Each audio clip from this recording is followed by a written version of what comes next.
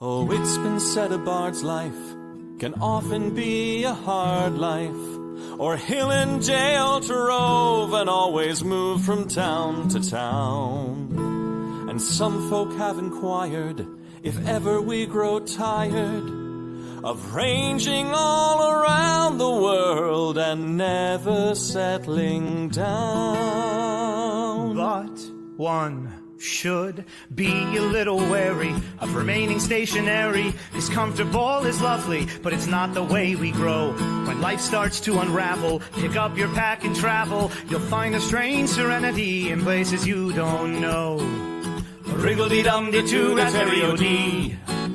There's so much to see beyond the open door. It's outward bound we go. Who knows what we'll find that we've never found before. Adventures waiting further down the road. It's waiting for you further down the road.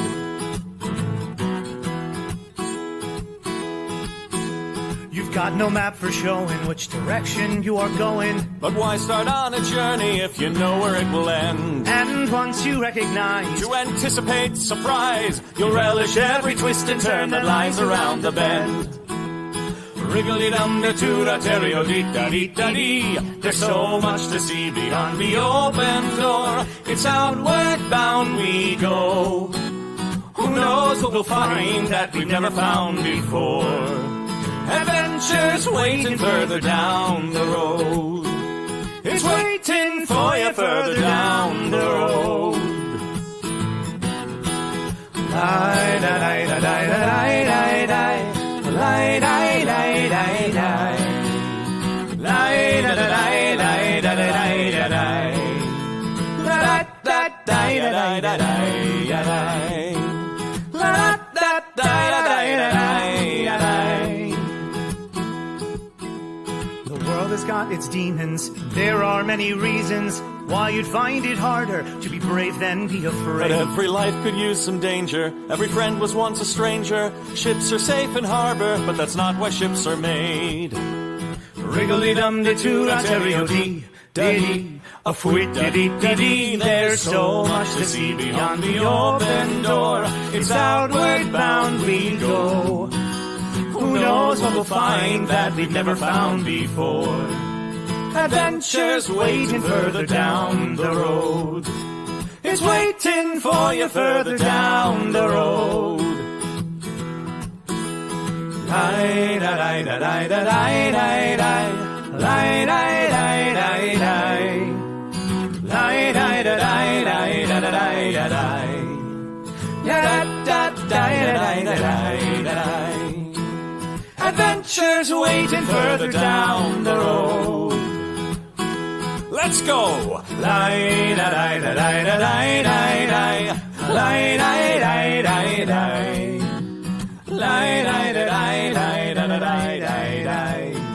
Da-da-da-da-da-da-da-da-da. La-da-da-da-da-da-da-da-da.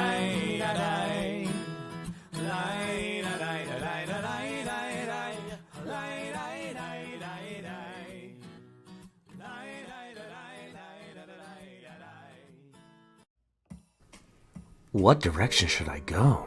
Is this a trap? Am I doing this right?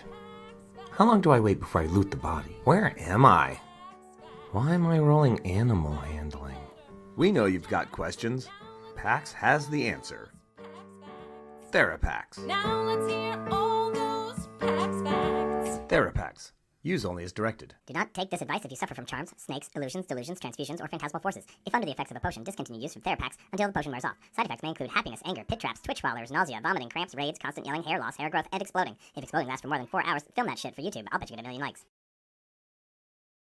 Hi, everyone, and welcome back to Nat21 Adventures. Some of you may have gone through some pretty traumatic stuff recently in the past seasons and over the holidays. We're here for you. And without further ado, I would like to bring the wisest warlock of all, the goblin who's gobbling it all. Give it up for Dr. Pax. Thank you so much for having me. I heard by your intro you were waiting for the wisest of warlocks. I'm so sorry they could not be here tonight, and you've got me in instead. You know a thing or two about a thing or two there, Dr. Pax. Mm. And I know you will be imparting your wisdom to the throngs that are calling up. I assure you, our phone lines are lighting up tonight. Oh, that's so exciting. Oh, I'm happy to help in any way that I can. And thank you Would for, you for like to? being here. Oh, it is honestly my honor and pleasure. Would you like to tell our viewing audience a little bit about yourself and where you Oh, come across such wisdoms? oh yeah. I'm 7.5 years old, and in that time, I've seen a lot of crazy things. And Yeah. I being short, you get to be watchful, and people tend to overlook you, but you can look at them and be observant. And just based on interactions with those and my life, I've been able to gather a lot. So I like to share that wisdom and help people. I think that is really commendable and beautiful what you do. Now, without further ado, would you like to get started on calls? This is your show tonight, Dr. Pax. You Oh, call the shots. I would love to get things started. So if you've got that first caller lined up and ready to go, go. Certainly do. Let's bring on to the screen. Let's see, it's Pavla Garblansky, and he's been having some problems with his friends. Let's see what he has to say. Well, Oh, welcome, caller. You're on the air. I'm listening. yeah. Hi, I'm Pavel Garblansky. Oh, Long time talker, first time listener. oh, Um, yeah, I that's have. Well, it's really I have a friend who has some oh, problems, and I was okay. What is maybe. your friend's problem? Well, so my friend has some other friends, and they kind Mm-hmm. of ruin everything for him. Like he like makes all these plans, like a Ooh. vacation kind of thing, and then he wants to take his friends on a great vacation, and then they just wreck it. They just yeah. I Yeah. mean, I'm Does wondering. I uh, think my friend might have some control issues, and by that I mean I think he needs to take more control over. What do you oh. what do you Well, what do you you know? yeah, no, I think Hmm. that's so. Your friend sounds like that, you know. So I guess my question to your friend is: Has he made Has he made his friends aware of these plans? Like, are they I mean, aware these plans are happening, or is that something that he's keeping secret to himself? well, sometimes you want a surprise, but they know that he's in charge, right? He's the one who's supposed to be like, Well, that's yeah. so power is a big perception game, and in friendships, we tend to shift power back and forth. If one person's in power the whole time, it creates an imbalance. So, what your friend may be experiencing is that his other friends have caught on that he tends to hoard the power, and their perceived acts of rebellion are just trying to create equilibrium in the relationship. I What do also you think wonder, about that? yeah, please, your thoughts, Mr. There. Garblansky. Yeah, well, I mean, I don't really like that. That's no. Well, Uh, I offer up another little, aspect. If your friend never tells people what the plan is, they have no idea. They're not rising to his expectations. And then we start playing this very unfortunate game of constant disappointment. The friend doesn't share their wants with other people. He gets mm. disappointed and then continues to act out. And then all his friends are receiving is an attitude shift, and they know why. Okay, well, let's just get to the bottom. I think maybe that we just need. I think I should just TPK them, and I mean, I think my friend should just TPK. Like, yeah. What do you think? But well, for what does TPK mean to you? Just like just washing the slate clean there. Just yeah. Well, What do you think? I guess that's one way to go about it, but that must be a very lonely existence for your friend if every time he reaches one of these impasses, his thought is to just get rid of everyone and start anew. These problems will follow him from relationship to relationship. That is very insightful there, Dr. Pox. What do you think about this, Mr. Garablansky? Yeah, well, I guess I could see where that my friend could totally could see that maybe that's maybe letting go a little. Yeah, all right, but yeah. I will say our listening audience definitely seems to be really leaning into the TPK. Yeah, all right, well then we'll just go with that. I guess that'll be great. Yeah, thanks for the help, Doc. You're Yeah. very welcome. Glad we could provide some insight. Thank you for calling in. If you need any further follow-up help or recommendations, stay on the line and Mab will get you in touch with someone in your local area covered by your insurance. Oh, great. Yeah, that'll be great. I think I can really. I mean, I think my friend. Yeah, that doesn't exist. No, there's absolutely nothing that is going to be covered by his insurance. No, there is no any mental health coverage for anything. No. You know, that brings up, you were very wise and insightful to a lot of this. I couldn't help but notice you were doing a really excellent job of listening to him. And I also noticed he did little to no listening to you. So I think he's going to get out of this what he put into it. Yeah, he did comment that he was a first time. How did he put it at the Listener. beginning? Long time talker, first first time time listener. listener. Yeah, and to anybody else out there, if you find yourself in the same boat, switch it up once in a while. Give listening a go. You'll be amazed at what you hear. Yeah, excellent, excellent. We may have another caller on the line. If I'm reading this right, it's a Boris. The employer. Oh, good. Good for the wonderful. economy. Yeah. Let's see what Boris has to say. Boris, you are now connected with Dr. Yes. Pax. Hey, Dr. Pax. I'm glad you're listening. You know, I run a small business. Only a few employees, like 3 employees right now, and I feel like I've worked really hard to try and form a relationship with these employees of mine, and I'm a little worried that they don't know the real me. Ooh, yeah. That's definitely that is definitely a challenge. I understand. So Boris, my question: how many people do you employ in your place of business? About 3. About three. Yeah, maybe you should listen. I'm terribly sorry. I'm very sorry. Well, I guess my response to that, it's a very hard line to walk when being the boss and wanting that friendship, especially in intimate settings, because you can see how the other relationships are working, and there's a want for a balance between that responsibility and being obtainable. It's a difficult line. Have you tried any group outings? I don't want to get as remedial as to say icebreakers or team building work, but to include yourself on their playing field so they see you as more of a companion and less of a boss. I mean, we did a trip, that actually, it lasted through several seasons, actually. So it was a pretty lengthy trip, and we went out together, and I thought we really became friends, but I don't know if they truly know me. Well, please, Mab, I think you have an insight. No, I'm just thinking it is really hard to know a person. I absolutely do agree with you, Boris. We put up our shields, don't we? Yeah, I'm sorry, Dr. Pax. I want to listen.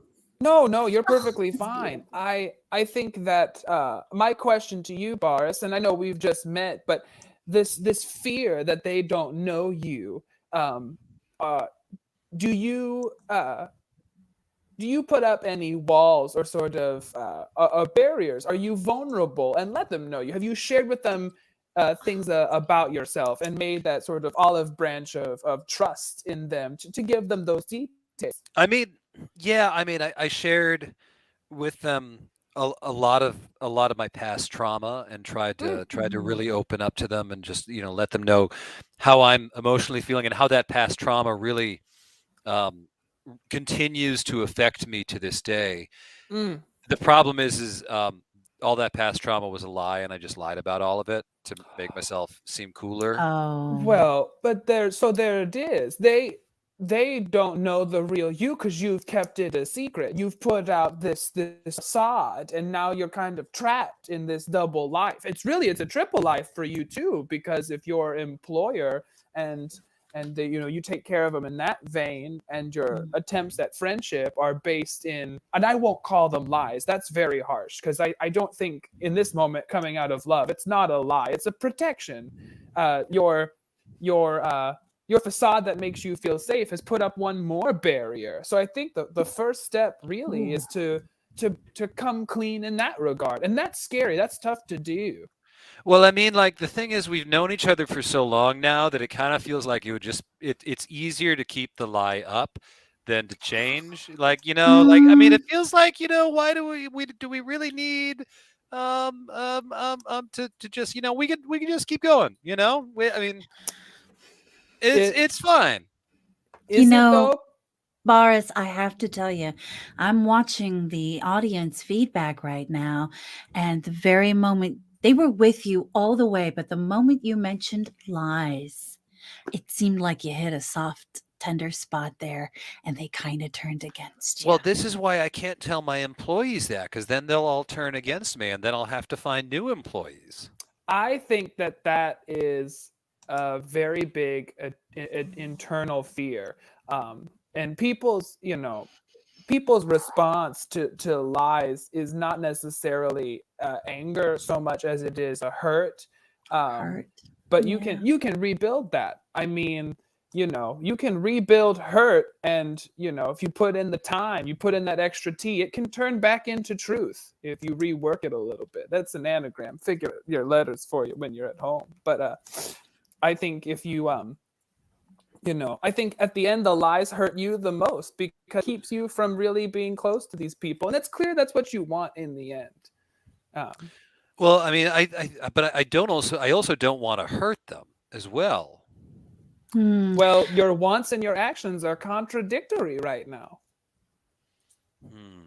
And hurt is inevitable. We've Hurt is- learned that. I Either way. But what if you have good friends and you can all just help each other and alleviate the hurt? Well, I want to ask you this, Boris, and again, I know we've just met. Are you looking for a way out, or are you looking for validation in what you've done? Yes. I thought so. You cannot have both. I think, if you make the choice to carry on the way you're carrying on, you just have to accept that you'll live a half life. And that's, if you can keep it up and keep ahead of your own narrative, and there's not going to be anything that could potentially come out. Like some of those lies are, God help you if it has been something. I remember in school wanting to get out of an assignment, I'd say my grandmother had died, but egg on my face if my grandmother had shown up and was actually alive the whole time. And I mean, wasn't real. who would ever lie about their family dying? I mean, that's just ridiculous. Well, that's a hard one. We're stressed. Admit Yeah. my own shortcomings. Yeah. Short. Yeah. But I mean, if your grandmother had shown up, like what would you do? Well, I think there would be a moment. People that had emotionally bonded over my trauma and been there for me would probably have felt that betrayal. But I'd like to think that even through my lies, there was still the seeds of how I felt about them, and that I did love them, and that they'd come around and they'd be there. I think the person who'd probably be the most upset would be the mentioned dead grandmother who wasn't dead. Why do you say that? Well, that might be a whole respect issue. Why did I pick her? Why did I think that was something that I could get away with? Her involvement in my life must be so little that I don't have to worry about her popping up, too often. So it would be better if you said that your whole family was dead then. Oh goodness, I think that ups. I mean, do I not speak to them? There's a lot of implications about that, and you know, but again, I think through all of that, I should say that the best bet's not to lie. Yeah, it really does come down to coming clean. I mean, I always try to come clean, but I mean, that's neither here nor there. But I mean, You remind me of a good friend of mine. He also came clean several times once. He had taken us, well, he didn't take us on the trip, but we were together for a very long time. He's a sweet man. Wonderful stories. Excellent libido, so I've Aw. heard. oh, he sounds really cool and like Oh, he's a good man. probably like really really handsome and strong. Yeah, no, and not just physically, but emotionally. We were talking about he's been through quite the ringer. All of his family is dead, and it's really lived with him for a long time. Yeah, yeah. I can imagine um, that would really really weigh on a person with a whole dead family like that. Must just be Yeah, it's a so lot. so difficult.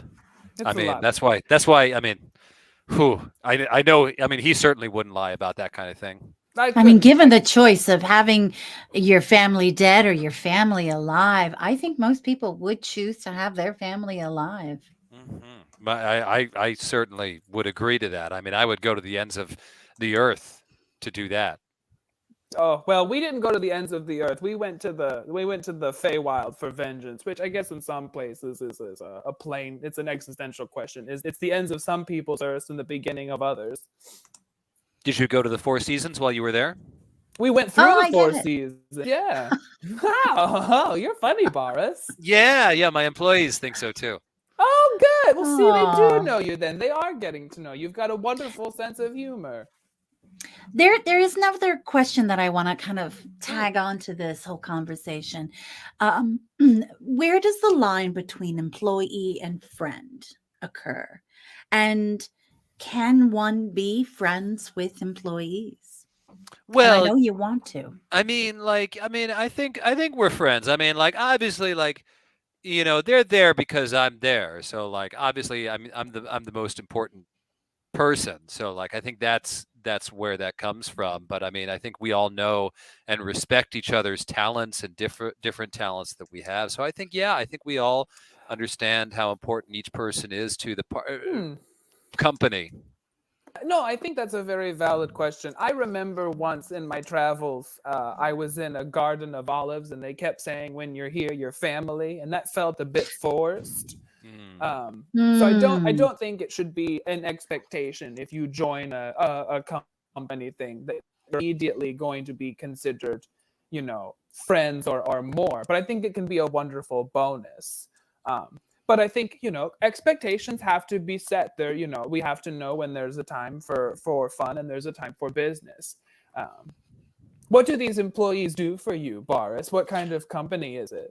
It's we do odd jobs, sort of, Mm. the work that comes in, we find solutions to it, Oh, sometimes it's mergers and acquisitions.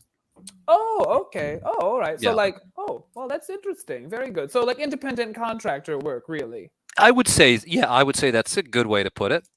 Oh, well, that's exciting. Well, that keeps everything interesting. It's never dull. Um, Yeah. well, Could I be think worse. yeah, Could and be a and so what it radio host for oh, a million years. I mean, no, that's better. Wait.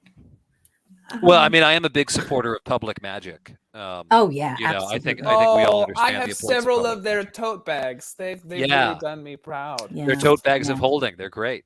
Oh, they're fabulous. I Oh absolutely my love gosh. them.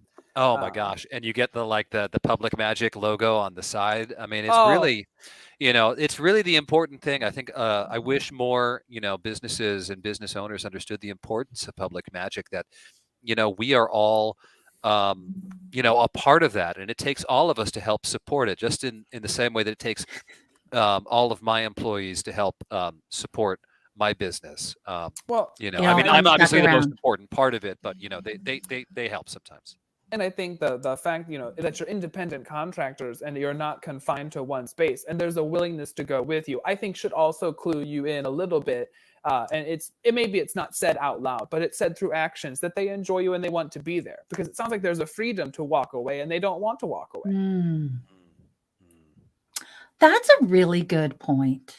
There is a freedom to walk away, isn't there? Yeah, if at any moment that grouping, especially if they bring their own things to the table, they could abandon ship, but there's something that keeps them together. And I think that's the strong emotional connection you want, Boris. You just may not feel it because you are keeping things secret.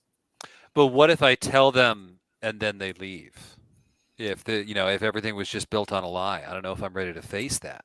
Well, the opposite of love is not hate or anger, it is indifference. And so I would say that they're going to have an emotional response. That's for certain. But I think that it's having the emotional response that clues in that they do care. That's going to come out of a place of love. It will be hurt love. It will be love nonetheless. Yeah. And Carol Chappell has this amazing thing. The longer it takes to come clean, the worse it will be when things come out. That's interesting to know. Yeah. That's interesting. That's really insightful. Yeah. But I mean, what if I just how would they know? How would they find out? Oh, they're going to know. Okay. They're going to know. Yeah. All right. It's not a question of how would they know. They're going to know. Oh my God. They're going to know. They're going to know. They're going to know. Well, I think you've given me a lot to think about, Dr. Pax. I appreciate your time today. Oh, we appreciate you, Boris. Thank you so much for calling. Hang on the line and we'll get you set up with someone who can further assist you in your area. Thank you. Thank you. I appreciate that. And I just want to say, I heard the last caller. I want you to know that I supply my employees with the best mental health insurance in the Feywild.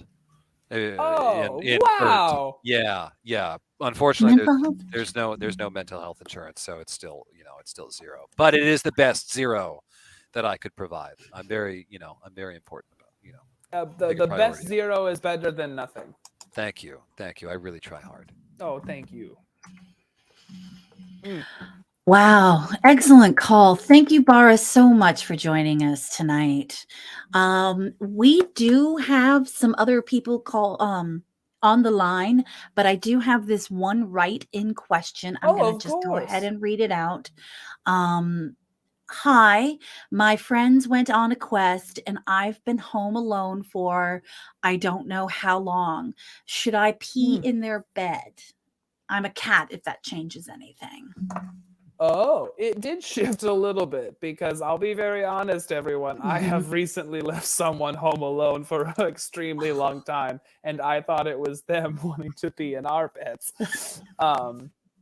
It wasn't me, I swear. No. I wouldn't ask. I would just do it. I want you to know. I would say to this cat, the thing about that is it feels good in the moment, but that's a reactionary tactic. And again, there'll be consequences, and I think you're better off just having if you do something like that, you give up your ground to the initial reason you were upset, so that when you are confronting that person, they have something that they're mad at you with, and you'll go back and forth. So I think if you just wait for them to come back and simply say, hey, this is how this made me feel, and I need you to know.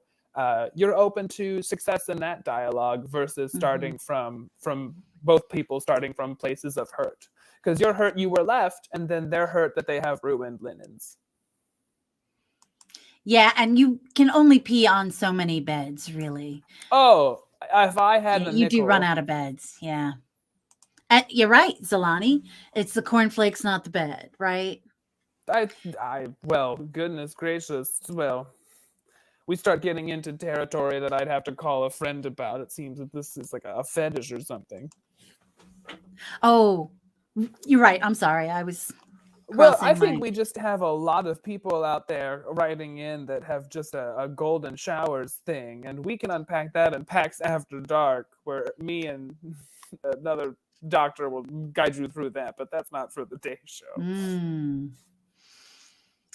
Oh, we do have another caller who is ready to go. Um, this individual was really vague about their question, but I think that this is an alias from what I can tell. I don't know why they would be picking such a big celebrity name, but we'll see. Okay, here we go. I understand. Let's welcome to the stream, Steel Fox. Oh, Steel Fox, you're on the air. I am listening. Hey, I'm Steel Fox. I've been retired for a little while. I had a great run, but then I recently acquired a new body, and I'm thinking maybe comeback tour. What do you think? I think that's a. So how long have you been retired, Mr. Fox? Well, I don't really remember. There was a fight. There was a thing. Oh, it was like about a year, I guess. I don't know. It was, So you're finding yourself really restless in retirement, then? yeah. Also, I think this whatever's on my head is like ate my brain, and so now I'm ready to go. Well, so that to me that says the things that are on your mind have eaten. What plagues you? What's eating away at your mind? I mean, I was just such a good bad guy right at the end there. It was like a real great story arc there, and I'm just wondering if I should just come on back in. You know what I'm saying? Were you a good bad guy, or I was a great bad guy, or were you a bad good guy? Well, yeah. At first, I was kind of a good bad guy. No, wait, I was a bad good guy, and then I was totally a great bad guy. I don't know. I think I should just come back and haunt the people that from the last time. What do you think? Well, it sounds like this is all derived down to vengeance. You said, come back and haunt. Yeah. I mean, they did kind of run me over with a giant carriage, and then they electrocuted me, and I blew up. My! And, there was a lot of stuff going on. I think I got speared in the eye. Maybe that was the other guy. I don't know. It was part of a time traveling contingency in my brain. Yeah. Oh, I'm gonna maybe even you can correct me, Dr. Pax, but I'm thinking maybe a vacation, not more work right now. You seem to have a lot going on there. I agree. I think that it seems like ever since the alleged retirement, you really haven't rested. It seems that as you've said, things have sat on your brain. They've eaten away at it, and this sort of driven by revenge. That's very consuming. That's very tiring. Revenge is a full-time job. It really sits heavy. Yeah. Well, once you're just sitting around waiting around for everybody to just come by, and then nothing does, and then you're just like, well, they'll just go for it, and then we'll just might as well. Yeah. Well, that's something right there. You're waiting for things to come to you, and that's not how the world works. All right. We just don't sit there and let things happen. We have to go out and live, and we have to go out and get those things. I like it. I hear what you're saying. So I'm just gonna go out there, plot my revenge, and then I'll just take when they least expect it. I hear what you're saying. That sounds great. Appreciate the help. You're very welcome. I'm thrilled that we can share words. All right. Yeah, just stay on the line so we can get your location. We need 60 more seconds with the local authorities. I'm gonna keep moving though. All right. Talk to you later. Thanks. We're gonna trace the call. Lost the call. Okay. Well, wow. I think this would be a good opportunity to mention on air that this is for entertainment purposes only. And absolutely nothing will hold up in any sort of court of law. No. T?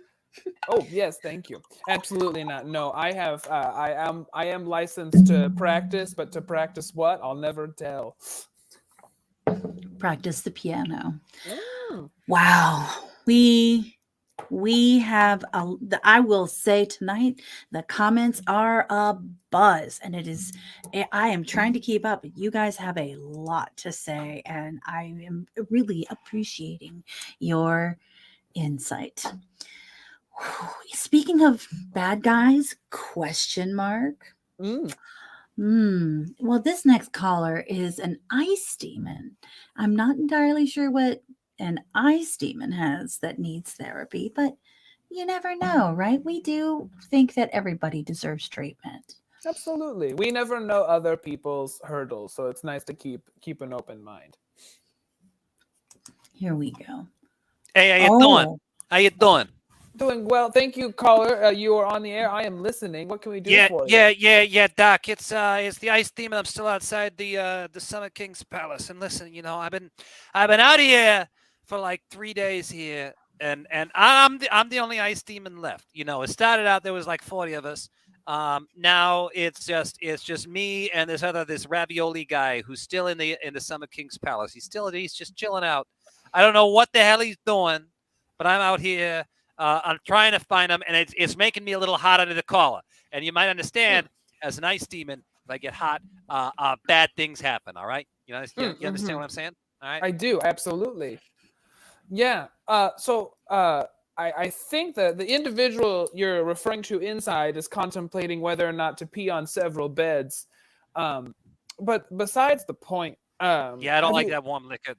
No, not at all. I couldn't imagine. It stains your coloring. Why have you stayed for so long? If so, now did your companions, your compatriots, did they? And I don't mean to upset anyone. Did they melt or did they leave? Hey! That is icist. All right. They didn't melt. Well, a couple of them melted. Some of them, they got hit. They got hit by like paint cans that the ravioli guy he had strung up in the palace. Like we were trying to go in and find him, and now it's just me. And look, I just listen. I was told that I had to stick around here, make sure that the palace didn't fall back into the Summer King's hands. But now I'm here, and listen, it's just me left, and like I'm struggling with what to do. My goodness, I mean, I think with what's going on, I think you need to take care of you. yeah. I think that's we can only get so far taking care of others. If we don't do that internal work as well, we won't be able to take care of others efficiently. Well, here's what I'm thinking. I take care of Ravioli Man, and then I take care of his mom. You know what I'm saying? All right now. Oh, I do. I would encourage, much like to a house, consent is key. But that does sound like a time. When you say take care of him, are you meaning like a type thing, or like? I mean, what do you think? You think I'm like an Airbnb? You think like I'm a bed and breakfast? I'm gonna wake you up in the morning and give you like a nice little little tummy rub, maybe a little back massage, a little foot massage, a little foot rub. That sounds nice. It does sound nice. It does. No. Actually, that sounds lovely. And that would be you taking care of people still, and Best of both worlds. Taking care of people while taking care of people. Oh, I got it. I see what you're saying. So what I do is I wake him up. I give him a nice breakfast, maybe like a little Cinnabon, get some orange juice in there. Although, I mean, probably knowing me, I'm an ice demon, you know what I'm saying? All right. It'd probably just be a frozen waffle. And then maybe give him a little mani-pedi, you know what I'm saying? And then with the nail file that I use for the mani-pedi, I stab him in the neck, and then no more Ravioli Man. Well, so I was with you until violence in the arena. Has this Ravioli Man done anything to you? I mean, he melted a bunch of my friends, killed a bunch of my friends, caused us grievous injury. I mean, look, we was just doing what we gotta do, make sure no one moves back into the Summer King's Palace. And then this guy comes back in. Actually there was a bunch of them. And for some reason they left him alone. But it's been causing me lots of problems. So I got a bit of a threat at this point. I do have a quick question. Have you considered involving the local authorities? I mean, the local authorities, they're all back in like the winter realm or something like that doing I don't know what they're doing. And it was like 7 you're people in the here. Summer Palace, and the authorities are in the Winter Realm. I think so. I think they all went over there to like punch the Winter King in the face or something like that. I didn't ask too many questions. Okay. We weren't exactly on talking terms. No, it was a very stressful time for you. I acknowledge that People have acknowledged the stress that you've been under. And how does that make you feel? Not that stress not being acknowledged. I mean, it makes me feel like I got to take care of Rivoli, man. I got to do my job, get back into I forget if it's the Summer King or the Dead of Winter, but I got to get back into their good graces. I got to do my job. Listen, I am a dependable ice demon. All right. They raised me from when I was just a little ice demonette. And now I'm a fully fledged ice demon. Got to go beat up Bravolio and do things. Is that his name? What is it? It's changed multiple times. But I think according Bravolio, to my notes, Raviolio. Ravioli. All right, sounds good. Ravioli. So I hear a lot of pain. And we've actually had a couple of callers today that have experienced this. And I think grief is a universal experience that all people can identify. And it may be slightly different. I have to ask, are you comfortable do you enjoy your employment? Yeah, I mean, this kind of suits my general disposition, I would say. Okay. And how long have you been this, wonderful ice demon? When did you fall into that? Well, I mean, we were literally from birth. We were created to be this way. Yeah. Now, so you've known nothing other than that. Have you ever wanted to know something other than being an ice demon? Exactly. That's true. You make a good point. This might be a really good opportunity to explore the world. I think this is my opportunity. Yeah. To not necessarily just embrace all the things about winter. I think, you know what? Here's what I'm going to do. I'm liking You've that. inspired me, Dr. Pax. I'm going to go over. There's a hot spring just around the corner. I'm going to go take a hot bath and reflect on my life and my choices. I'll see you guys later. Okay. Oh, there's gonna be a lot of reflecting. I'm batting about 60-40 today. I think you're doing an excellent job. You are dispensing pearls of wisdom. And it's up to the little piggies what they do with it. Very nervous that if anyone was listening to that, I am gonna be wanted for manslaughter. But that deter me from helping callers as they come in. Do we have any more write-ins? We you know what, we do have another call in. Oh, wonderful. And it's simple. It's just audio. It's this might be a little awkward. This next caller says their name is Bravolio. It sounds very similar to the last. Hello. Yes, Bravolio, you're on the air. I'm listening. Oh, is this 911? Finally, okay. Hey, I am in the Summer King's palace. There are ice demons outside. I've managed to whack one of them, but everyone left. I'm just here, the entire palace, all by myself. If you can send someone, that'd be great. So you've been left home alone, and you want us to send someone to your house to make sure that you're all right? Yeah, I've been calling 911 for literally a month and a half now, and it's been busy this whole time. Like, I don't know if the Summer Lands services have been just kaput since the whole mishmash there. I don't know. But things have been a little spotty. Are you near a window right now? Bro, I want you to remain calm, Bravolio. I'm going to stay on the line with you. We're going to make sure you're taken care of, okay? Wait, I recognize this voice. Is it Pax? Yeah. Yes, you're on the air with Dr. Pax right now. What? Hi, buddy. Wait. What? I was calling 911. Who? What? Are you working for 911? I was asked to do a bit of a show. The lessons I've taught you, my therapy career's kind of taken off a little bit. I've helped a lot along the way. We've done unpaxing now. That's our spin on packing. We're working out a brand deal. I also now own a moving company. You pack it, I ship it. but no, so yeah, I guess I do kind of. I didn't realize it was 911, but I'm here to help. Yeah, I'm not sure That's what right. the. Okay. Well, Yeah. all right. Yes, I'm in a window, Uh, and I get there Hold on wait. a should only second. be one Something. person out there. There Hold on. no wait, you know what? The ice demon who has been trying to get in, see, he's walking over to the hot springs, the little part where the hill is, where the water comes right. Yeah. Really, Oh yeah, I was gonna say, Bravolio, we've been able to star 69 our previous caller. We've got him Yeah, back on. yeah. It's that same ice demon. You're both No. on the air together. I'm looking right at him. Hey, He's Bravolio, man. Wait, is it Bravioli? All right, yo, how you doing? You want a cup of coffee?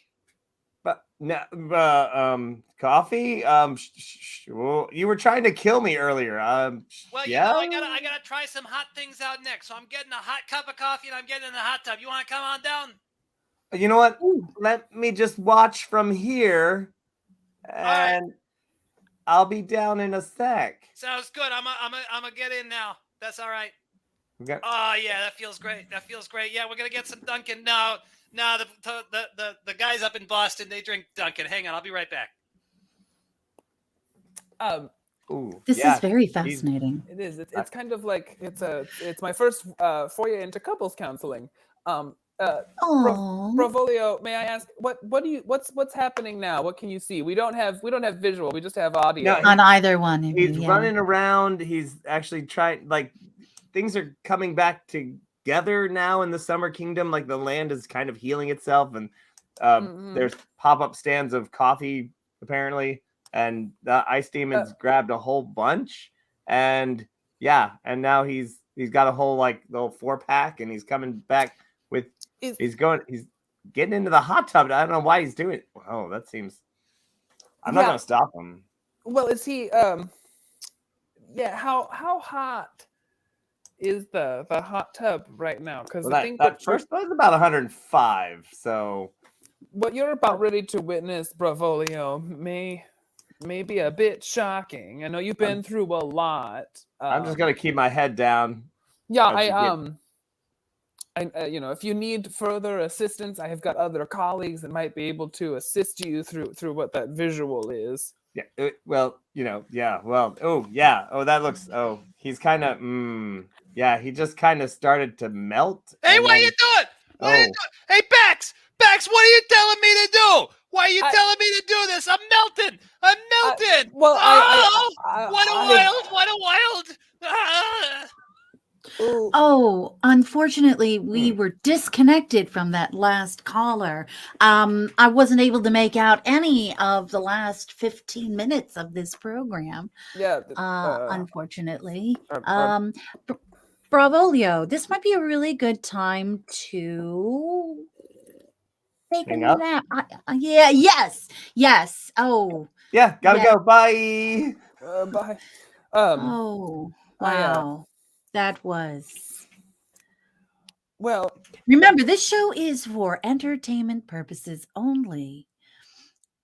yes, and we would like to say that it's always important in life to know your limits and know what what you are capable of. And I think there are times where we can push ourselves, and there are times where we should just have a better grasp on what happens to ice when it melts. My darling friend Mab, do we have any sponsors or advertisers we have to hear from at any moment tonight?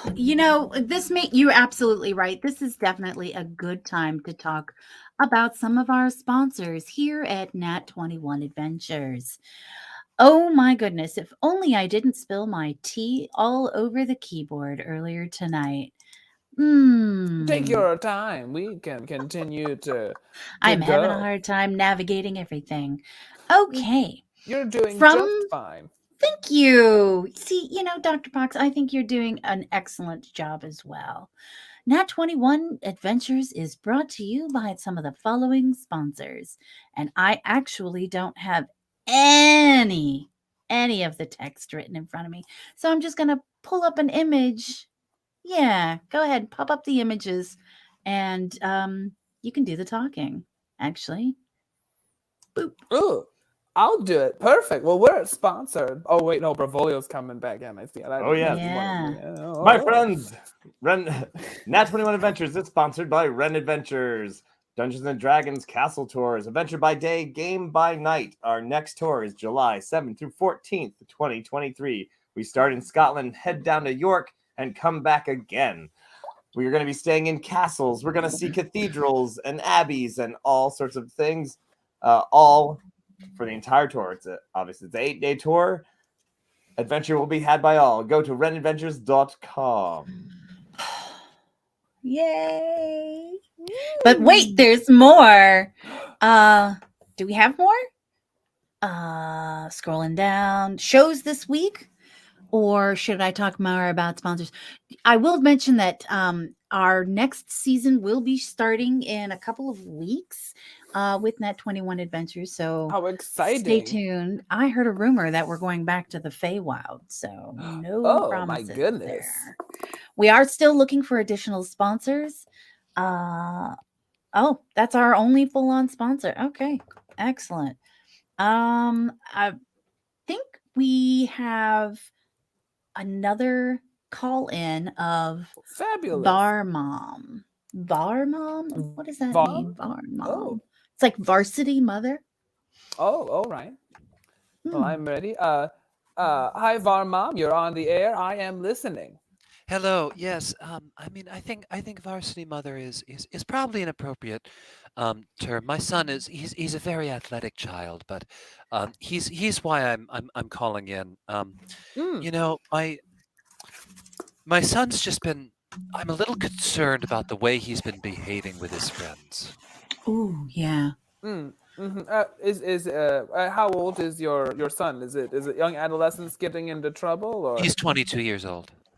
well, Oh, in yeah, some that's- people's eyes, that's that's still young pretty young, adolescence. yeah. What's the behavior that has got you concerned, Var Mom? Well, it seems like he's always just trying to just seem cooler around all of his friends. You know, and Oh, that seems to be first and foremost in his mind. That you know, he has to make sure that his friends think that he's cool. Well, that stands. I see this a lot in my younger male clients. They do this thing that I'll lovingly refer to it as peacocking. You know, because oh, yeah. it's posturing. It's presenting how colorful and exciting they are to assert sort of dominance, and to find that what's the word on the tip of my tongue here is to feel valid and that validity in their relationships. So yeah, I understand that concern, but I think it's expected almost. We were all young once. Well, we were all young once, but I mean, I guess where is the line? Where would it go too far? And that's really what I'm worried, that maybe he's crossed that line. And I'm, you know, I don't know. I live in a small village, and I don't know many people, but I mean, it seems like, you know, I didn't give him his pet rock when he was a child for him to turn out like this. Well, Pet rock. Oh, wow. Yeah. Has there been anything in the behavior, you know, in his sort of grandstanding and his posturing to other people? Has there really been anything that sticks out as the main source of this concern? You mean the biggest thing that he's done that has me most concerned? No, I mean, if there is one thing, I would love to hear it so I can better help. Well, he told his friends that I died, that his father died, in fact, that his entire family died, and it seemed like he was just doing this to make them think that he was tougher or something like that. Wow. Yeah. There's a lot of death of family happening tonight. A lot of death. Yeah. Well, you know, we did just come off of the holidays, and sometimes being around our That's family true. is a Yeah. stressor. Now, Varmom, I want to ask, and this is this is simply a question. It's not an accusation or a judgment, just so that I can better understand. How was your son's childhood? Was he a particularly happy child? Oh, he was fine. I mean, the only thing, I mean, he didn't like he trained with his uncle in martial arts, but Mm. I know that was trying at times. His uncle was always throwing rocks at him, telling him to dodge, and that was why he just took to using a shield instead. But Mm. no, it seems that I can't Mm. see anything other than this just overwhelming desire to seem more impressive. Was all right. Okay. Well, so something interesting in that I want to touch on. So he spent a lot of time with another family member who presented um and again, not a judgment, not an aspersion, but that presented violent tendencies that had him put up a shield. You said, is that accurate? It could be. And I think then maybe what we're seeing here when he says that his family is dead, maybe that's a shield. Maybe he's trying to protect you all from outside forces that he can't control. In those moments he was being hurt, so he put up a shield, and maybe the depiction for him of you all to other people being dead is to prevent more hurt from happening. Well, I Hmm. will say this. I hear what you're saying, Pax. Mhm. You seem like a very, old and wise man who's seen a lot in his many years on this earth. You don't get Um, to seven but and a half without seeing some oh stuff. wow, wow. Um, Yeah. but I mean, I have to push back because I've seen my boy just move heaven and earth for his family, and That's a I beautiful thing. it Yeah. is. He is a beautiful boy. I worry about that's gone to his head too as well. But um, I think I'm truly just flummoxed as to where this would come from and why he would feel this was necessary. I mean, if he was looking for help, I mean, just why not be Hmm. honest with people? And what can I do to potentially help reach him? Hmm. Loving arms, always accepting. Some people are Yeah. suggesting um, the gulag or beating. Well, I would have to say I think that's going to cause more of the same behavior. You talk about his childhood was particularly fine, but he spent a lot of time with his uncle. Did he spend a lot of time with you when he was little? Yeah, he spent some time with me. We would go out, and we both took an interest in history together. So Mm. we would talk about that. Um, I do have to say, for the commenters who were recommending beating, I mean, I would never, ever, ever do something like Of that course not. because he has a 20 in strength, and I know that he would just beat the crap out of me. So I'm not looking to start that fight. Yeah, Oh, no, I mean, like I'll Well, start a fight I no. can win, yeah. but no, Well, he's much too much. you shared Yeah. that you and him bond over history, so maybe that's still a doorway that's open. Sometimes when people are estranged, and I can feel it because you are a caring individual. I can feel um, I sense a bit of hurt in the way you talk about your son, and it's a sadness because it's a want of closeness, and again, my opinion. So I think maybe well, before I give my advice, so sometimes in those situations when we are dealing with the want to be around a loved one or someone we were close with that's no longer there, we go in very aggressive, and we sort of Yeah. rush at them, and that can be counterproductive. So maybe instead of that, you start with those things that bonded you, and it's a reaching out. Like, I was going to this museum or desecrated temple or rundown village, would you like to come with me? Would it be worth just exposing, not publicly, but going to his friends and just telling them the truth? Mm. Well, I think that what the goal of that would be is to scare him back into your arms, and that may not have the same effect that you think. That may not have the effect you think it does. Going It around him also to would be those, a betrayal. Yeah, he would see it more as a and betrayal Well, that I I'd mean, makes be then it a he might hard to understand come back from. what Yeah, happens when someone betrays your trust. but I that's true. don't.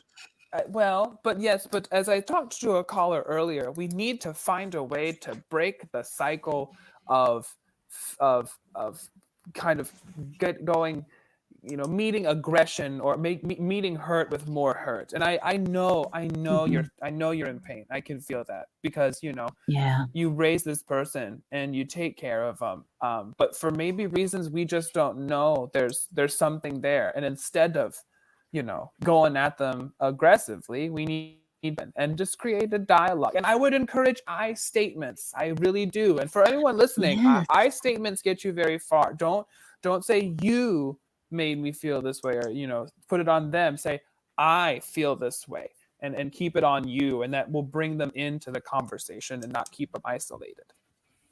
So things like "I am alive" would be good. That is a very Yes. clear I statement. Yeah, that's a That's very good. beautiful. It's a great, and it's Yeah. a very factual one. You are Okay. alive. Okay. And it really does carry a lot of really that one little statement packs so many emotions and so many things.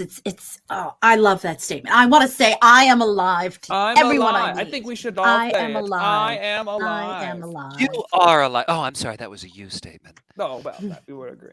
Yeah. One last question. I see everyone course. talking about the gulag. What option is that? Because that seems like something we haven't explored yet. Well, And I that seems like it could wonder. have potential. I wonder maybe if we're just losing something in translation. I think maybe they mean like a goulash, like a home cooked meal or something. Maybe that's what we're getting. We have That's a lot what of old. I mean. I think Yeah. is gulag maybe a location or a spell? Maybe, or I don't Could be a spell? potentially old world recipes. I've got cookbooks lying around that I might have a gulag. I think it's like maybe like not quite a Yule log or something. Maybe it's a big good. I don't know if it's Okay. violent. All right. Well, I'll make him a really nice meal.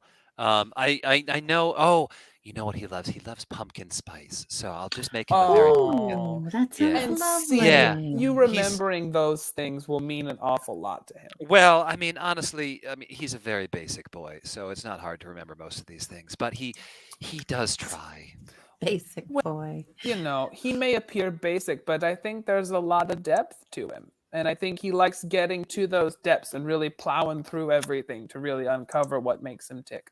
Yeah, I think it's really, when he points forward, and I would rather not think about him plowing, but I know. it sounds. You know what though? And not everyone needs a college degree. Manual labor is also very important. Yeah, it sounds. I mean, gosh, it sounds like you know him really well. I mean, obviously you don't, of course, but I No. mean, You've described him very well. thank you. And I can tell by talking to you, he's a fine, upstanding person. Thank you. And I can also hear the love in your voice for this child. He's got some things he needs to work out, but we'll Yeah. get there together. Thank you Yeah. guys so much. Oh, very You welcome. are Thank welcome. you. Thank you so much. Yeah. Thank you for calling in. Once again, folks, you are watching TheraPax, Dr. Pax talking it out, unpaxing that stuff. Mm-hmm. Oh, generational trauma. It's something we can all identify with. Yeah, it follows you It really does. and your children. Yeah. It's a hard cycle to break. It really, really is. And again, it's very much a cycle because it goes both ways. I've countless times, children afraid of disappointing parents and parents afraid of disappointing children. We never think about it in the reverse Yeah. as well.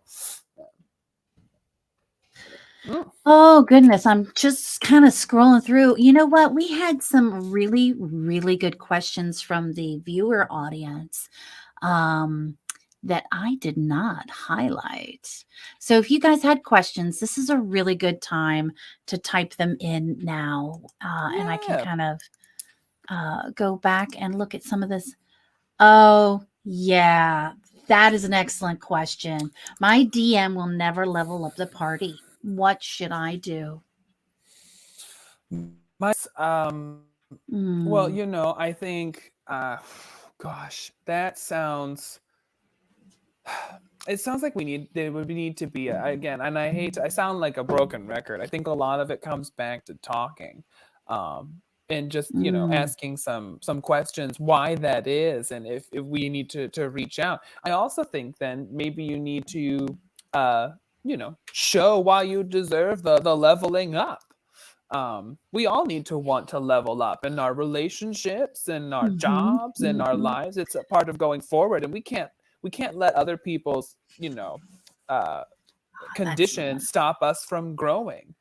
So mhm. The other thing is, if you don't level up, you stagnate, right? you do, and Yeah, that's there's you're no not growth, going and it sounds anywhere. like too. And sometimes people, they don't level up because there's a fear.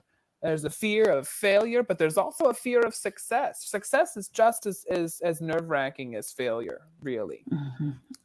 That's a good point. Some people are scared of success. They are, because with it comes Mm, more questions and choices and branches, and sometimes it's those decisions that's overwhelming. And so staying put makes us feel mhm. safe because we don't have to decide things. Right, right. Let's see here. I This have is the next question that I saw come up. And mm, I think that this is a really pertinent and relevant to the evening's conversation. What do you think? Trauma from uh, a de-icing. How does one handle that? I would say go to a hot tub, but you are the expert and I defer to well, your wisdom. yeah, no, if the trauma is from the de-icing, I Mhm. like your tactic there, Mab. That's exposure therapy, and that's also very Oh, powerful in yeah. small little increments. If the Mhm. depending on what the incident was, a little exposure to that goes a long way to helping you. I will never say overcome. It's always going to be there. But it's an opportunity to make progress on it through exposure therapy. I have, and Mhm. I can never ever pronounce it correctly, and the stutter doesn't help. But I have trypopophobia, the fear of little clusters. Um, Yeah. but just I started integrating flowers more into my life, and looking at like Oh. a sunflower, that area, to help me slowly Oh. build up a tolerance to those moments. So yeah, I'd say a hot beverage now and then, or a hot Mm. bath, and raise the exposure. Mhm. Exposure. Mm. And apparently, if I understand correctly, you can use exposure to pay for goods and services. I mean, that's Yeah, a lot of exposure people work like to is pay real me work. with exposure. Yeah, yeah. I've seen a lot of So, people who've gotten a lot by exposing themselves. oh, yeah, definitely. 3 hots and a cot, if I understand correctly. No, in this All right. economy. We do have another call in uh, individual. Mm. Um, this individual, I understand. I'm going to see if I can pronounce the name correctly. Is it it's Kaylin? So Kaylin, you are on the air with Yes, Dr. Pax. Kaylin, I am listening. Hello. First of all, the name is Kalin, like Oh, Kal-El, but we're not going to talk about Okay. that multiverse. It's totally fine. I'm just wondering. Wait, how does this work again? Somebody remind me. I wasn't paying attention because I was busy fighting things and not trying to die and avenging my dead girlfriend. oh no, yeah. It sounds like you've got a I lot think going you're on. nailing it. Yeah, I Yeah. think you tell, if you've got a question, or if you are looking for any guides that I can provide, or if you just have things you want to say. Really, there's no right or wrong way to tackle therapy. Well, my main thing is that essentially, I was pretty. Well, we're not going to talk about my past life, but after my girlfriend and we were fine, and then they went on an adventure and everything was fine. Then I found out she got murdered, dead, and like I do the murdering, they stay alive, like everything's fine. But then we went to this thing, and I will say that I would like to vent a little bit. It was crazy because we were doing this thing with our other friend and all the things. I don't want to name names because I respect privacy. And I love that. I thought I was doing some old elvish moon goddess foolishness, but it looked like a banana that was running away that we accidentally freed. When I was really just trying to burn out some rage from finding out my girlfriend was dead. How Hmm. would one Wow. deal with said trauma of moving on and Yeah. not go off the deep end of becoming straight Wow. up chaotic evil? You got a lot going on here. You do. You sound like you carry a great deal on your shoulders. What, and I don't mean to maybe go into a pseudoscience. What is your sun, moon, and rising sign? Okay, so my sun is Virgo, my I thought moon so. Virgo, and my rising is Capricorn. Wow. Okay. Well, the book ending a double verb that does explain a lot. There's a want of order and perfectionism in there that can be crippling. That is a great deal. Yeah.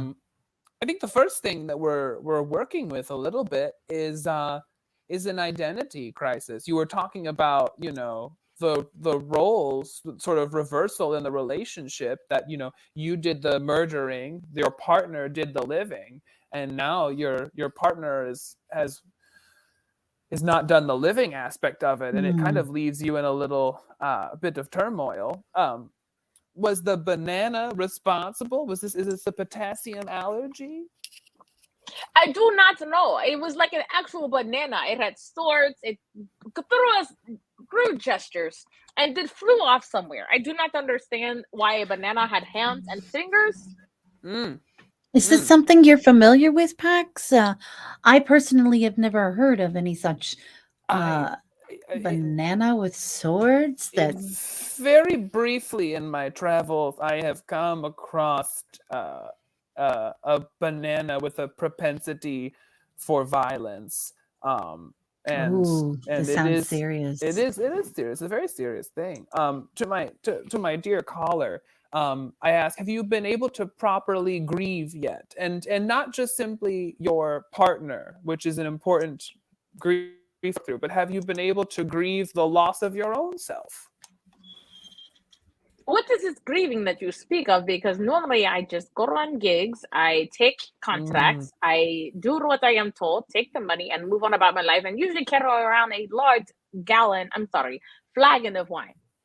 So there seems Mm, to be some denial of your own emotions. That, you talk yeah. about, that's where that chaos is coming in. That's everything living in here and not being expressed. Have you thought maybe taking up like art therapy?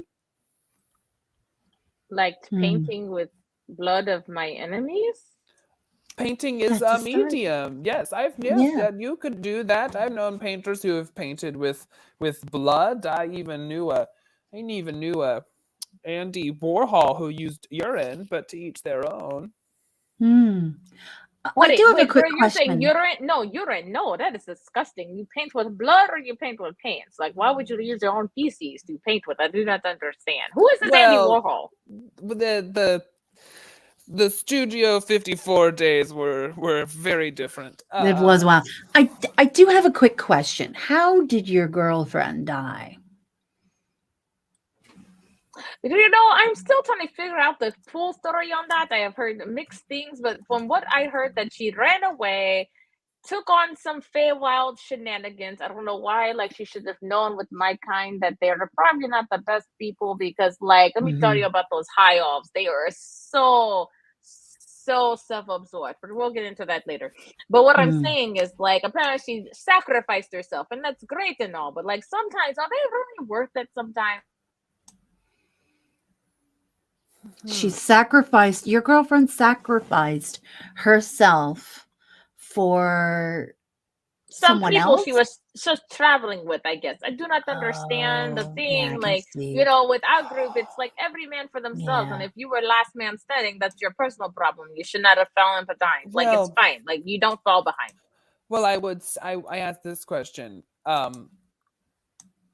In another world, in another scenario, would you have sacrificed yourself for your partner? Oh, of course. I love this girl. She was wonderful. She was amazing. But, like, And did she love these people? I do not know. I've never heard of them before. I think she just met them after she ran away from home. well, so there the thing is, then we start getting into the different levels of love, and in love is even a big mystery that I don't even know if my therapy and my instincts can sift through. We People do crazy things when they're in love, and there's the love of family, a friend, or a partner. Um, I think that's well, very beautiful. and I think right here, caller, what we're getting at is that underneath all of this, you're hurt, and we haven't processed that. I would encourage you to pick up the painting, and I'll let you choose your medium, because I think there's something that brings you peace. There's something you find murdering very therapeutic.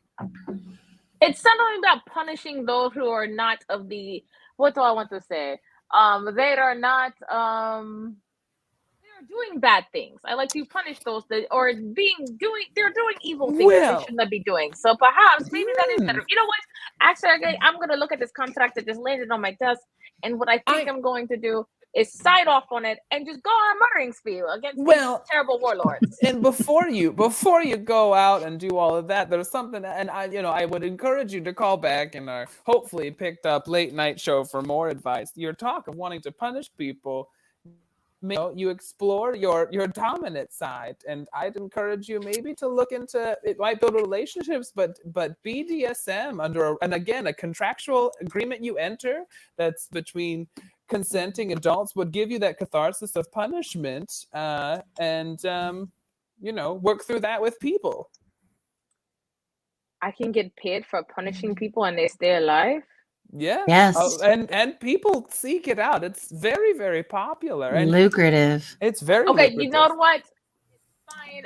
This is great. I'm going to look in a new business model. I will talk to the other person. It's fine. But I feel like if I don't have to get blood on my outfit and still drink wine and still continue to punish me, you know what? Thank you. I appreciate that. I'm gonna think about this painting with blood, and I appreciate you. Thank you. Oh, enjoy your night. You're welcome, Kaylin. Thank you, caller. BDSM, ta-ta for now. I think that is definitely one of the more successful calls we have had tonight. You totally turned that great trauma into something really productive and fruitful. Yeah, I think they'll find great success. I hope they find great success in that. I think they will. I think they will. They sound very wise. They do. This They next really caller do. kind of ties in. It's a write-in question from the audience. Dear Pax, how can I overcome my sudden terrifying fears of bananas? Signed, a once fearless adventurer. I mean, how scary are bananas? They're high in potassium, and that's not lethal, is it? Is it lethal? No, it sounds like this particular banana's done some trauma. I think again, it's exposure therapy. If you expose yourself to bananas a little every day, and varying degrees of bananas and how long they're in your face. I'm not saying put it right in your mouth at the first get-go, but just hold it a little bit, feel it out, show yourself that not all bananas are frightening. And when you've got yourself to a better place, you can start to become a bit more intimate with the banana. Right. Here's another thought though, is maybe you can assert your dominance over a banana. Murder a banana. You How about could. that? You absolutely could. Yeah. I mean, you can mash it. You could grip it as tight as you'd like. You can peel it, and actually too, you can peel it from the bottom. Some people will go like from the tip, and they'll do this when they're working with the banana. But you can actually flip it, and you can pinch it, and then it'll fall down that way. Oh wow, yeah. There you go. Every banana that doesn't assassinate you when you eat it will increase your confidence. That's very true. Now, I'm assuming also that this caller doesn't have an allergy, in which case EpiPen on hand. Yeah. We do have a couple more write-ins. I am scrolling like a mother. Here we go. This one's a good one and relevant to all the interests. My healer will never heal me. The DPS and only heals tanks, even when I'm doing the most damage and kills. I think you're not feeling the attention. Is that what I'm hearing? Yeah, it sounds like it sounds like in this sort of thruple scenario, we're not all getting exactly what we need out of it. And the key to any open relationship like that is truthfully, again, communication. And if anyone listening has learned one thing from me, it's that I think talking about something is the best. And and acknowledging that I see that you have to heal our tanks, but when you do just that, I feel underappreciated and I feel undervalued. and I need you to acknowledge what I bring to the table. I think you bring a lot of really good things to the table, Thank and you. I I'm think that friendly with I our think that clients. yeah, I think you're really reaching out. Let me see here, couple more, couple more. Oh, this one's deep.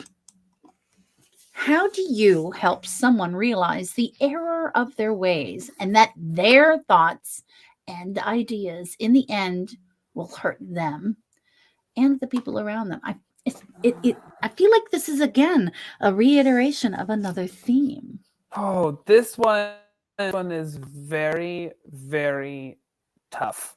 Yeah, Yeah, that. Oh my goodness. So yeah. the the This could take a problems. whole It dissertation. Am I right? it really Yeah, could. The thing yeah. about this one that I think is interesting, and without knowing the context of what the error of their ways or their thoughts and ideas are, And um is it your perception that they are in error?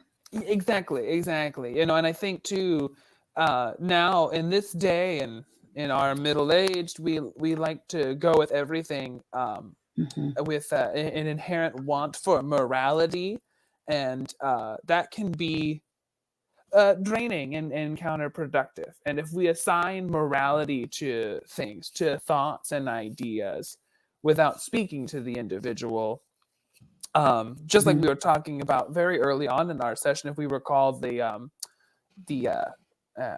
the individual who's calling for a friend of a friend, Right. whose friends didn't hit his expectations because he didn't present them. Uh, if you put your own internalized morality on what someone else is doing and haven't brought them into that, they will fail that test, and that's difficult. Yep. But also too, if you've included them in that, and I'll say that if you've included them in that, and they know the morality. Unfortunately, sometimes there are people that you cannot take with you on your journey. Uh, oh, thank you. I'm glad to water our crops. We do that in the memory of a friend of mine, Kira Tentos. Great woman, excellent potatoes. She sounds lovely. Oh, she was an absolute spitfire, delightful human being. I pray to her. I have a candle. Oh, that is really sweet. You do keep those fires burning.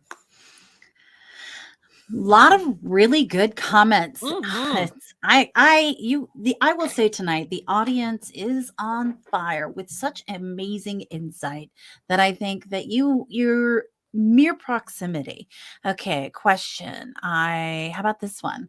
I try to use different skills like one-handed or only magic abilities, yet always wind up a stealth archer. How can I stop going back to old habits? Well, I think you have to, first of all, I want you to alleviate your pressure that habits are Yeah, intrinsically a bad thing. We put that yeah. connotation on habits because we tend to talk about habit breaking more than we talk about building a habit. And think of your habit as a stealth archer, as a skill, and not something that pulls you back. So yeah, I would challenge you to break that. But the other thing is that it takes 30 days for something to become a habit. So it's about accountability. So, I say journaling. I'm a big planner. I've got multiple calendars. Set yourself up for that. But if you practice it a little every day, within 30 days, you should have developed a habit that will become Mhm, intrinsic and maintainable. But mhm. don't feel that the word habit is bad. The habit's not bad. We as individuals, as living upright, 2 to 4 to 3-legged creatures, even more, habits make us go forward. Our habits are what sustain us. Right, right. And um, a great circus performer that I know one time said to me, never do more than 40% new material in any show.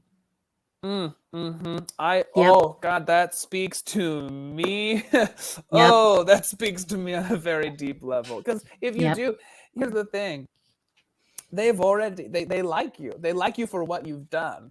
So trying a little bit of new stuff is great, but if you go too new, they don't know to like anything. Yep. So And that's it's very like powerful. you Such a already wise. build.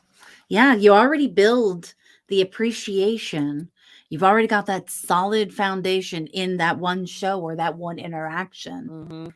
And That's then you can build that's on that. that's why people like to go back and watch the same program over and over. There's a comfort to it. So never Mhm. feel guilty that you're not doing something new all the time. What Mhm. little stuff you do that's new will be noted, but they'll feel a comfort in the stuff you're representing. So, KT Cat Gaming, I'd say don't worry about the being an old habit, but do take the opportunity to try the new things. Yeah. Okay. Oh, here's an interesting question. Jennifer Skater says, what do I do with my ice powers? And what do I do if I destroy my room with ice powers? That is tough. Please help. I'm also scared of breaking things, but my mother doesn't know I have this ice power. What do I do? There's so many layers. There absolutely are. So I think, and Hmm. for me, for this one, is I think the first step is addressing why have we not shared this gift, this power with our mother, and the answer to that will kind of lead us to our next step. Fear is a very powerful thing, and so maybe it's the fear of that that has led us to a spot where your ice abilities are destroying things around you, because Mhm. that fear, it sets you up. Your emotional state is super high because you're trying to keep things in. You're trying to conceal and not feel. And I would say, really let Mhm. it go. Don't hold it back anymore. Just let it go. Let it go. Yeah, Just you let know. it go. Yeah, let it go. And I say, show yourself. You are the one you have been waiting for. So Mm, step yeah. into your power. Show yourself. These are really wise words. Thank you so much for sharing. Ooh, here's another good one. And it's a tricky one. I have a fear. I have an unknown fear of a certain song, and I will not say the song because seeing it makes no, we're not want to cry. How do I get rid of this fear? I'm a little confused at the wording, but I think we're kind of picking up what you're throwing down there, Lucky Yeah. Charms. So intriguing that you have an unknown fear of a certain song, but by addressing it, you have a known fear. Yeah, This that's one is this is interesting. This dissertations are written about this particular moral quandary. Um, uh, to be unknown yet known makes it known, which then puts us into double negatives.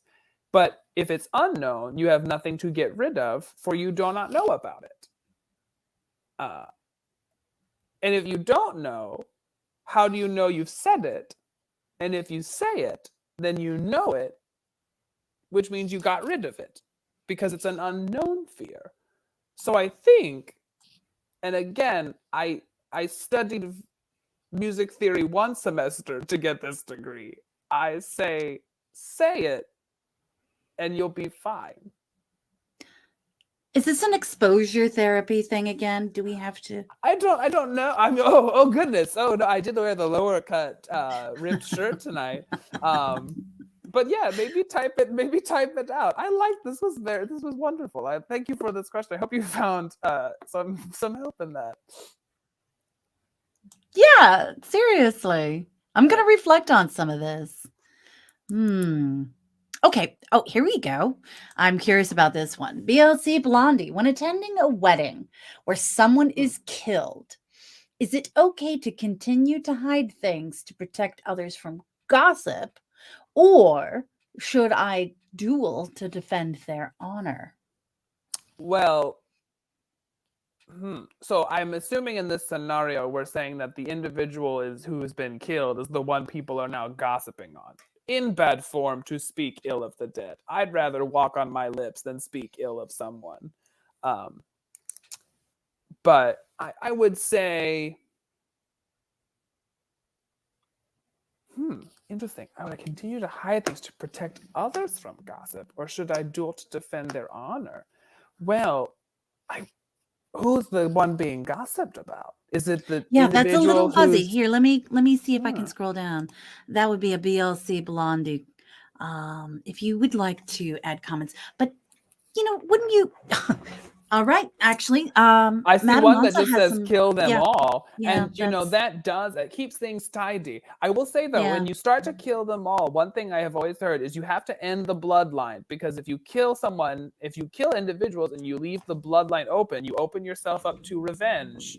And yep. that's a lot. So Always kill the yeah, whole bloodline. I would say kill the whole bloodline. Oh, BLC Blondie says not the dead. Oh, okay. So the dead person, so the individual has passed, but there are other people who are alive that if you were to share, well, okay. That's so. Well, you know what my opinion would be, because when it comes to gossip, you know, just go get a beverage and walk away from it. I don't know. Gossip's not your fight. And honestly, the truth will set you free. Why Mm. not double down on the truth and It's just true. go, I was recently set free by the truth. oh, see? And look at how this beautiful young goblin Yeah. has turned out. I was an unknown goblin sitting in the pub, and when I found out the truth that I was actually, the consort to Fey royalty, boom, look at me now. Now I sit in this therapist's office, but I'm on the other side of the couch. So This might be part of it too. If you're cheating on someone and you tell them the truth, they will set you free. yeah, they absolutely will. Or you could be surprised. They may invite that person in. I don't know. I don't like to project. I've been invited in before. I think that the truth, and then people can operate under the actual parameters rather than fictitious And parameters. that's the thing. Once you know the truth, you get to Yeah. you're on equal playing field, and you actually all get to play. You get to Yep. work together and figure that out. And ties in with consent. Mm-hmm. Yep. That is great questions. We got a couple more that I'm finding. You guys have been amazing tonight. Yes, thank you all so much. Thank you for bearing with us and sticking with us. This has truly been phenomenal. I feel like I've already leveled up like 3 times tonight. Here we go.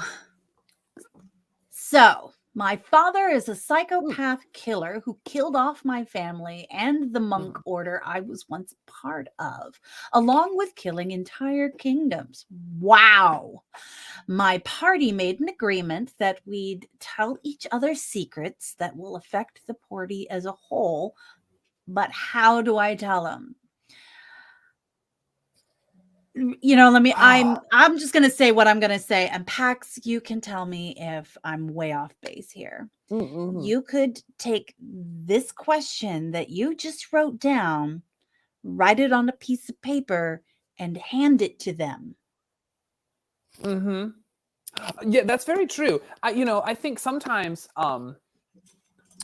we get nervous in those situations because we feel like the words aren't going to be with us, and a lot of that, it's not so much the fear of telling somebody, but it's the fear of hearing ourselves say it. Like when that's like a lot of times, so I'll take it out of this question, but in apologies, when people go to apologize, they don't, you'll see a lot more often than not when someone says, that we're like, I'm sorry you feel that way, or like, I'm sorry, and like they don't say anything more than that. And what you note is they negate the responsibility of it. They don't want to hear it from themselves, because it's going to make them, they're going to have to then be confronted that they've done something wrong. Now, I say that, I bring that up to talk about this because I feel that this is a lot. I feel that this is a lot. And I mean not to project, but I can imagine that, we've talked about generational guilt. You carry this with the actions of your father. They're not actions of you, but they feel like a reflection of you. That's where you came from. That's your family, and that travels with you. So not wanting to say, because saying it out loud kind of forces you to have to confront it in a way that you maybe haven't. So I think Mab has a point. You could write it down and give that to them, and that would affect the party as a whole. But I don't think it's a negative thing. Something like this with chosen family, with a party, it just brings them closer together, and it tells them about you. And then get to a point where saying it out loud is possible, because I think that'll be very freeing. Yeah. Yep. You guys Or are definitely. Yeah. Yeah. It is freeing. It is. Oh my goodness. You guys are you guys are shooting off these great questions. I think that last bit was definitely very insightful. A little too insightful. Have you had to deal with a situation where your whole family was murdered, Pax? No. My family is not murdered. No. I do know a friend of mine whose whole family was murdered. I've talked about him a couple of times. Lost everything due to an albino orc. It was a terrible situation, including like down to a pet rock. It really got, and I have to give kudos to this friend of mine, because they revealed that over time. I think they were really coming to terms, because when we first met them, I lost so and so to so and so, and then later they're like, and I lost these people, and then these people, and then like every pet imaginable. It was a lot. It just kept coming out. Yeah.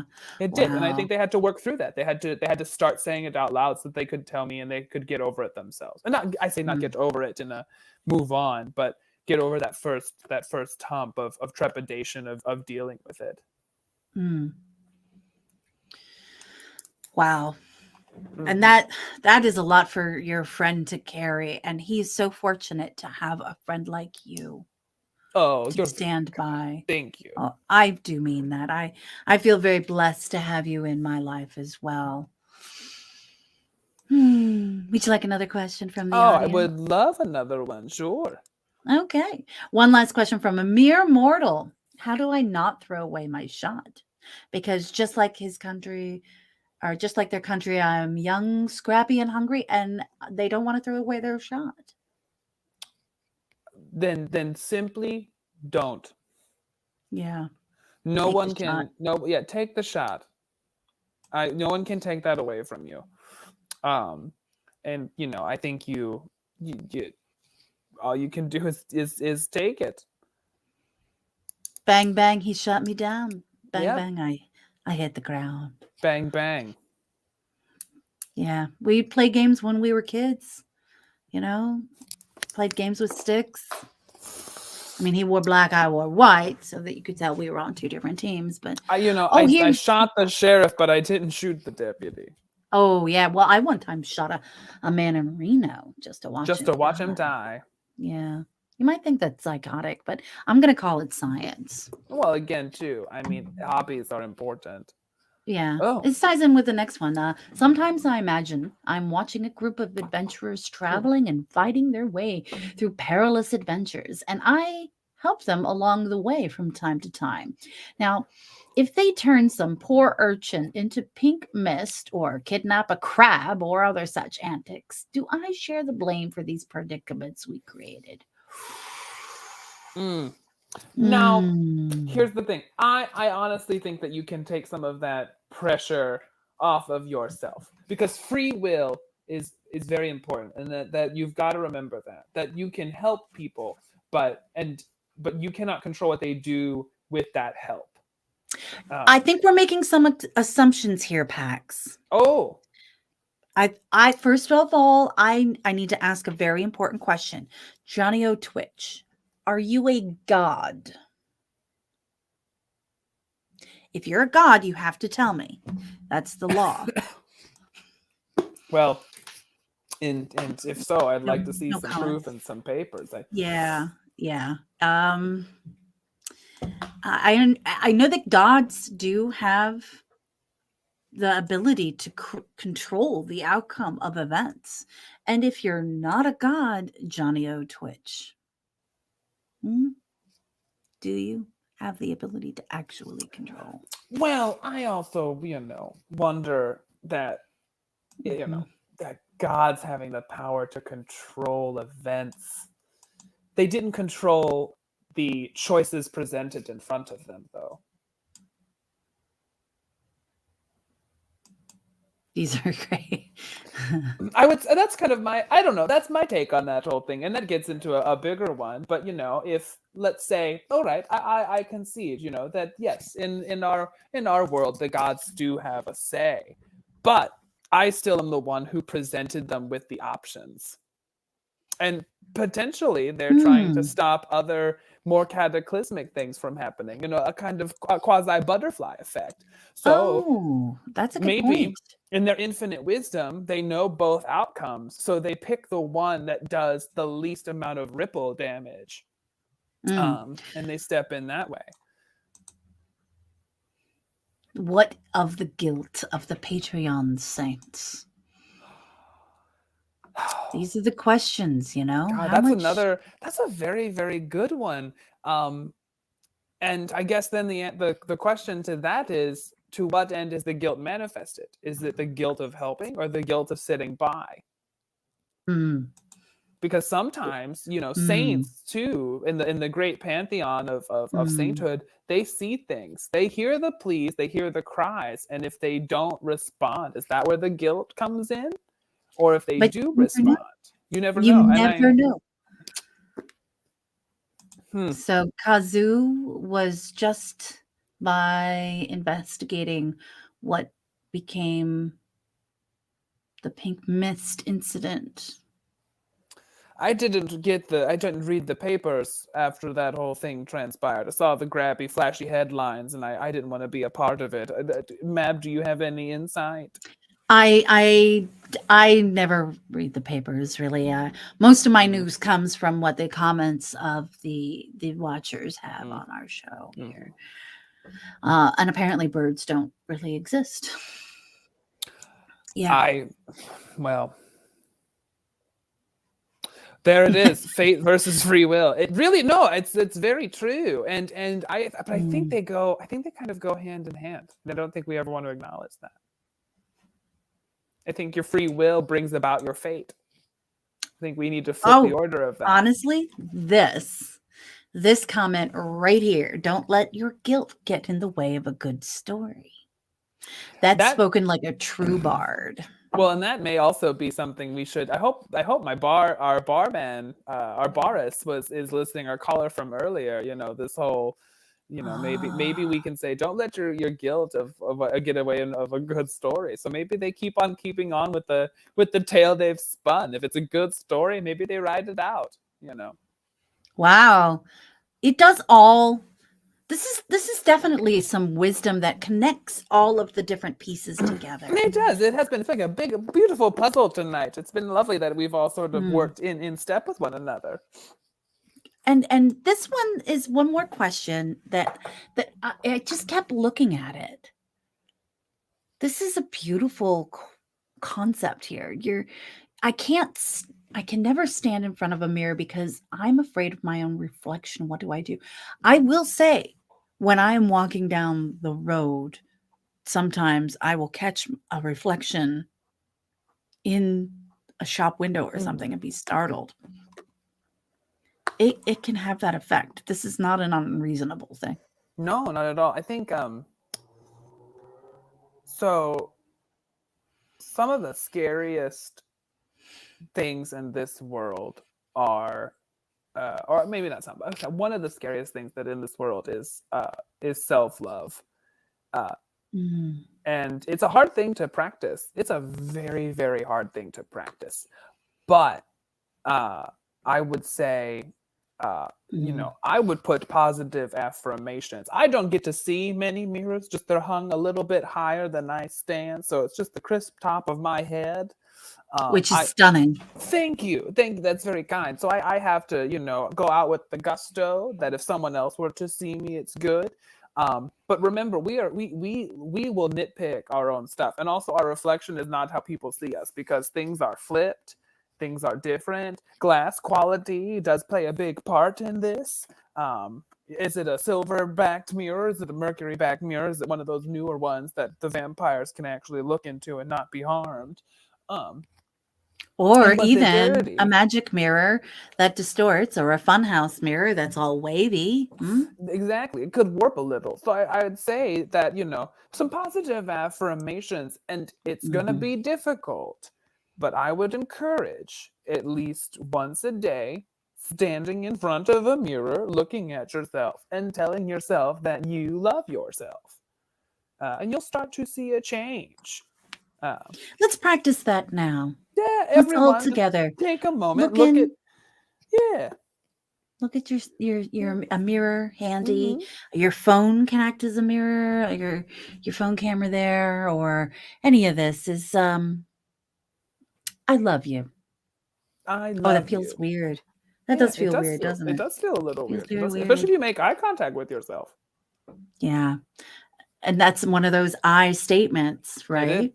And also too, I see another solution that's very good. This is kind of this we studied this in school. This was right after the Pythagoras theorem. There was the Medusa theorem, which is if you face mirrors towards one another, can you look at the reflection of the reflection, and does it cancel out? And is that a negative? And I Oh, think that's there it is. another way you Yeah. could go about it. You could put up a reflective surface and then look at the reflection of the reflection, and it kind of balances out. That way, you're actually kind of looking at a person.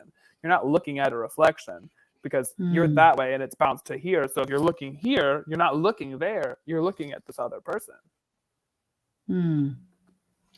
And every time Kara Chapel, every time I look at someone who really annoys me, I realize I'm looking in a mirror and seeing in them something I don't like about myself. That's a very astute observation. And if more people lived in that a little bit, we'd all take a little notch down on our Hmm. excitement barometer. And other things we learned today. Apparently, Boris, they say, is a liar. Johnny Twitch is a god, and Lucky Charms is a vampire. So Mm. yeah, that does check out. How are you feeling? Do you have it in you for one final write-in? Yeah, I do. We're at a good spot. I would love to Yeah. have one more final ride in, and we Mhm. can bid our callers a good night. I want to thank everybody again for being Yeah. here, for Matt for being such a gracious moderator. You're truly wonderful. I mean, you've got a voice You like butter. It's delicious. Thank you so much. You also a very dairy product oral. Oh, Yeah, thank very you. thank It's you. kind of like Greek yogurt that's been sitting in the sun. Exactly. I love Greek Yeah. yogurt, kefir or Mhm. something. So here we go. The final write in. I stole my former friend's powers. And then when I said I would give them all back, I actually ran off to a pocket dimension where time works even stranger than the Feywild. Should I expect this former friend to seek revenge if they ever find me? Or should I just assume that this former friend is too weak and powerful to come get me? Oh, and it signed the counterfeit consort of the Mm. Summer King. Interesting. So to Does any this, of this make sense?